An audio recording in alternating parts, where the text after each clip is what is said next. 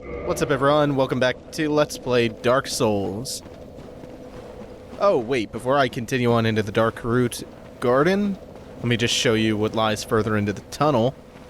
Further into the tunnel is another shortcut back to the New Londo ruins. Where's the lever? Lever's over there. One of the many, many shortcuts of the game. I'm really impressed by the way they make the world feel interconnected through all of these shortcuts, and just the clever implementation of all of it is really cool to see. It's one of the things that the first time I played the game really impressed me most. Oh man, I'm trying to pick a direction and I'm just getting all sorts of turned around. Where do I want to go? Where do I want to go? That's a good question. Because there's a lot of directions I can actually go from here. Oh, I think this is... So, it's actually been so long since I recorded. I've been messing around with so many different characters that I've forgotten which way I came on this character, so I don't know if you've seen all this stuff with the Hydra and the golems. But I'm gonna go back down this way anyway, for a second anyway. There's the stupid Hydra. He's gonna be spitting his Pokemon water blasts at me. I haven't attracted the ire of the golems yet. That is a special occasion, so I'm just gonna run away from those crystalline bastards. Everything. Be wary of boss. The Hydra isn't actually a boss. And neither was the guy who left that message, because the Hydra is a pussy. Wait, do I take the high road? Or do I take the low road? Or do I go to Scotland before ye? I believe... Wait, was this the cave? No, this was not the cave path, I don't think. Is the golem still chasing me? That could be problematic if I have to fight him on this cliff face. No, okay, this is the path down. This is the path I actually wanted to take because there is another... Oh, I totally did take this path before. I'm sorry, this one's the one that leads back into the caves. Oh, man. Yeah, I've been going in so many different directions on different characters that I've just gotten completely turned around. And now the problem is, I always forget where the ramp upwards away from the stupid golems is. I think it might be here on the left. Oh, good thing I actually found that. So I just wasted about a minute wandering around aimlessly. What's down here? Oh no, I've probably already... No, you know what? I came up from, I believe, where the Titanite demon is on this character. And, ooh, lizard. Not getting away this time. I remember this now. Okay, good. I should get Twinkling Titanite from him, and I wanted that because now I can upgrade the Black Knight Sword. And I can do that before I actually fight the next boss. So I was initially planning on going straight into the depths after I took out Capra Demon, but since I went around exploring a little bit, and I somehow decided to wind up here in the Darkroot Garden, I'm actually going to go kill the Moonlight Butterfly this episode. And I actually like this pace a lot. I like this pace of keeping up one boss an episode. Oh yeah, the hidden path. So if the hidden path is ahead... Oh! I forgot about the other tree that spawns behind me. I'll take the damage. I'm going to end up at a bonfire going this way anyway. This should lead back to the underside of the tower leading up to Sen's Fortress and the chapel. Yeah, there it is. I like those big, recognizable columns, and the Titanite demon is dead. Yeah, okay, the way I came down here was I didn't go through Hovel's tower to get into Darkroot Garden. I went down this way past the blacksmith and killed the Titanite demon. What's the other name for the Titanite demons? I can't remember. Oh well, let's talk to him real quick. Again. You seem to be doing all right. Need anything forged? As a matter of fact, I could use your expertise, sir, but first, let's have a chat. This is the old church. It was abandoned in favor of the church that you passed through. There are paths leading from here to two forbidden plains, Sen's Fortress and the Darkroot Garden. They attract all sorts of lunatics, no one as cultured as yourself. It's fine to be undead, but keep a level head, eh? I like you, Andre. You recognize me for the true dapper, gentlemanly zombie that I am. Sen's Fortress is an old proving grounds built by the ancient gods. It is the only route leading to the great Anor Londo. Of course, most fools can't even find their way into that fortified death trap. But they won't stop trying. Take that bumbling Saranyan. Oh, right. I'm really glad I spoke to Andre because he mentioned the Onion Knight. I know little of the Darkroot Garden, although I've heard rumors of a divine blacksmith who resides there. Those who get stumped in the catacombs seek him for divine weapons. Right there, he just gave us a bunch of really cool hints. That blacksmith is important for potentially lore-related reasons, and he just gave us a hint about the skeletons in the catacombs, that people seek him out, him being the divine blacksmith in Darkroot Garden, for divine weapons when they have to deal with the catacombs. So that'll play into that later on. I know little of Okay, that's all you have to say, Andre? Let's see. What else does he have? Titanite, Shard, Reinforce. I don't want any of this. He does have, where is it? The Crest of Artorias. But we don't need that just yet because we don't want to venture that deep into the garden yet. That'll be for later. Not quite yet. But I do want him to reinforce a weapon for me. Uh-oh. Oh, I don't have the required number of souls. How did that happen? Shit. Be careful. No, I don't really want to... Unless, do I have? I do have the large soul of a nameless soldier. If that gives me 600 souls, keep going past it. Come on, 600 at least. Yes, yes, thank you. Well, And I think I have enough Twinkling Titanite to reinforce that at least one time. Where is it? Black Knight Sword. Okay, so I'm starting with my Black Knight Sword +1. Oh, that only took one Twinkling Titanite, looks like. If I had 2,000 more souls, or 1,600 more souls, actually, I could get a Black Knight Sword +2. That upgrade is awesome, by the way. Brings us up to 242 base damage plus 61 for the scaling, which is sick, sick, sick, sick. Now let's backtrack through here once again. And I don't believe I showed off the hidden pathway. Man, I'm kind of bummed out that I wasn't able to upgrade my Black Knight Sword to +2, but it's really not necessary at all. And it's as good a timing as ever to do the Moonlight Butterfly, because now that we have the Asylum Demon, not the Asylum Demon, he is the tutorial version of that boss. I believe the one who is right below him, you fight him back in the Asylum, and the floor collapses the time you return to the Undead Asylum. I think that boss's name is the Stray Demon. And yeah, I realize I'm missing a lot of items here in Darkroot. I will be back here for a number of reasons. I'm going to be back here. Oh, I still can't quite one-shot him with that upgrade. If I had it at +2, I'd be one-shotting these guys by now. Damn. I will be returning here for a number of reasons, like I said. I'm going to be returning here, let's see, for at least 3 different things, although I'll probably take care of 2 of those in one trip. I'm going to be coming back here for what lies beyond this gate is Sif. I'm going to be coming back. Oh, yeah. Don't forget about the illusory wall. Going to be coming back for Sif, who lies beyond that wall. And then I'm going to come and give the Hydra a piece of my mind.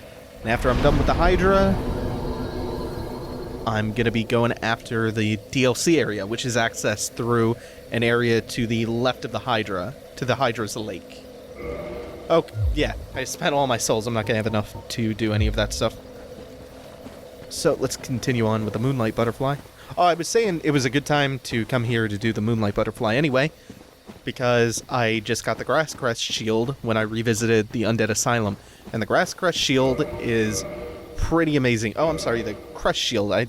Is the Grass Crest Shield better at reducing magic damage? No.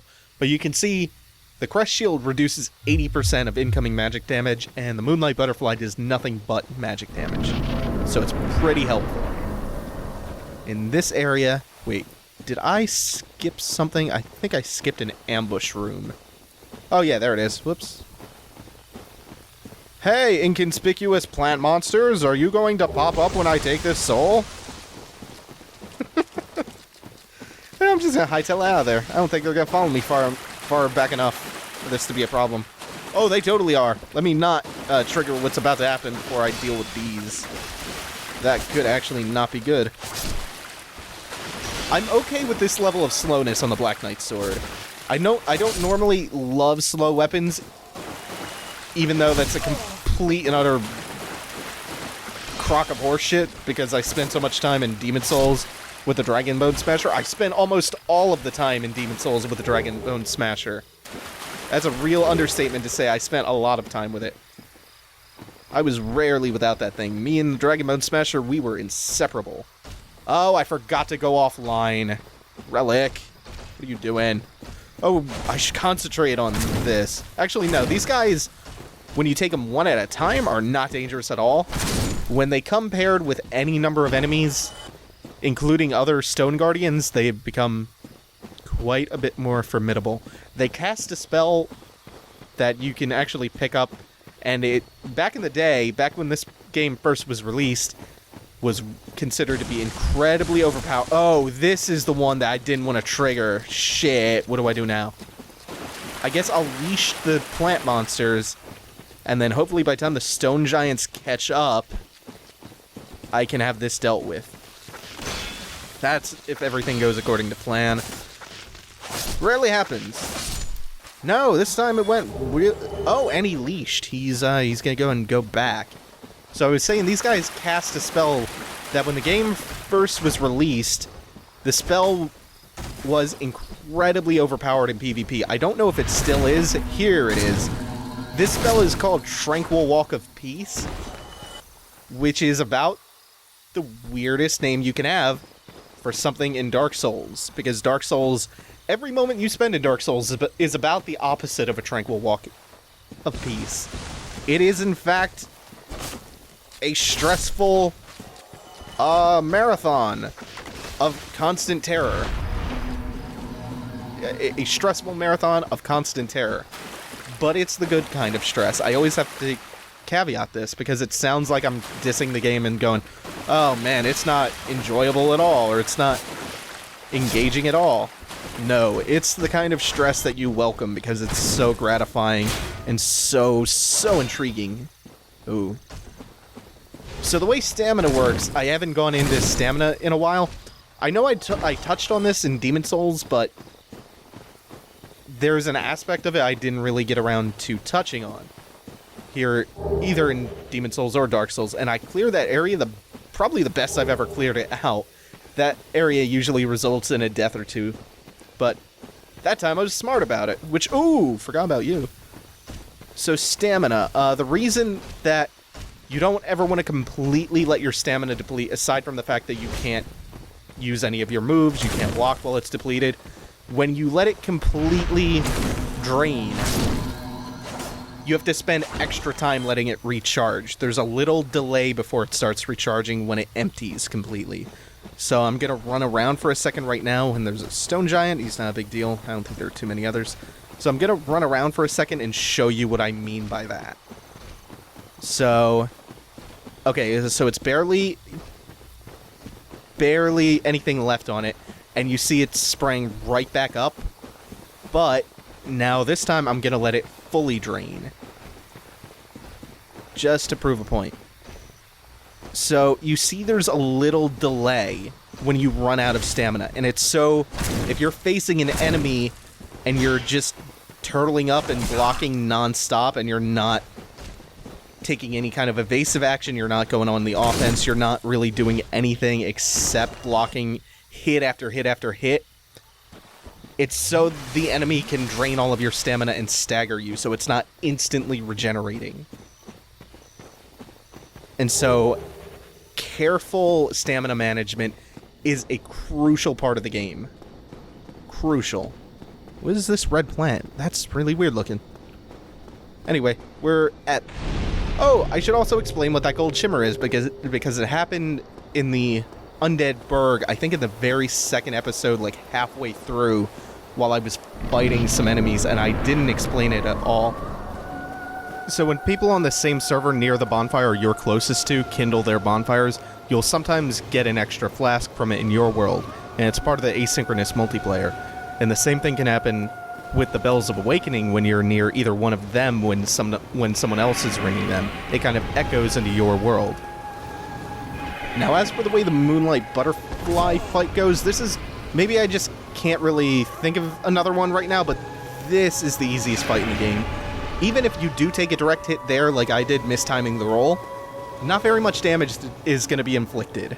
And then if you're blocking the magic attacks with your super powerful fresh shield, which you got if you're following in my footsteps. Actually trying to get my fire bombs out, so I know I have some of those. There we go.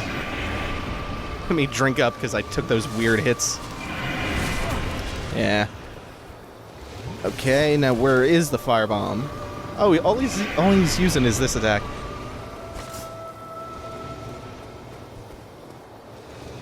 Is that even going to reach him? It totally does. That's cool. I'll burn all of my black firebombs on this. I don't care. Oh, you know what? There's no reason why I should have my shield up. Yeah, that's pretty much it. Fight is really, really easy.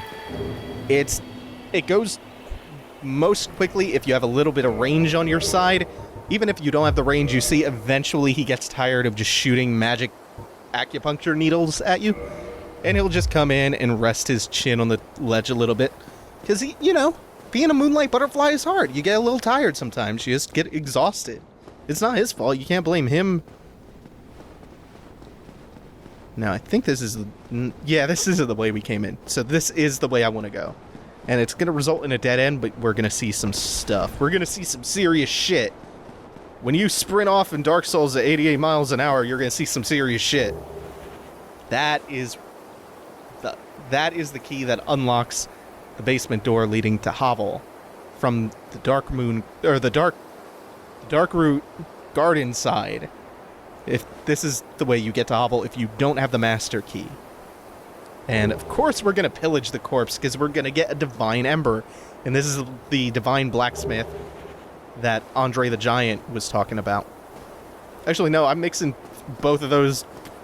I'm mixing both of the blacksmiths in the game up to create Andre the Giant.